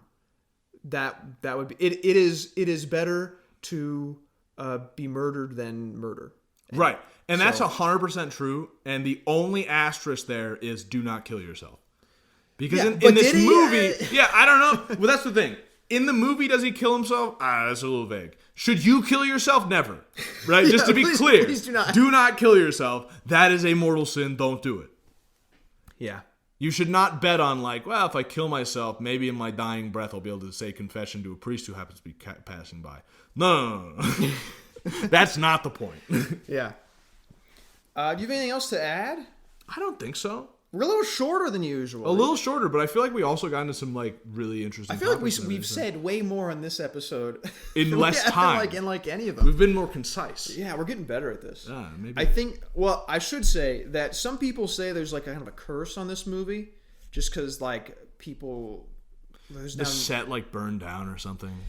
Yeah, that's yeah. And I was kind of looking into it. It seemed really compelling at first because. Yeah, there's a bunch of problems on set, like the day before, maybe 2 days before filming, a bird flew into a electrical panel, started a huge fire, and burned down almost the entire set. A pigeon, I believe, which just makes it funny. Which is very funny.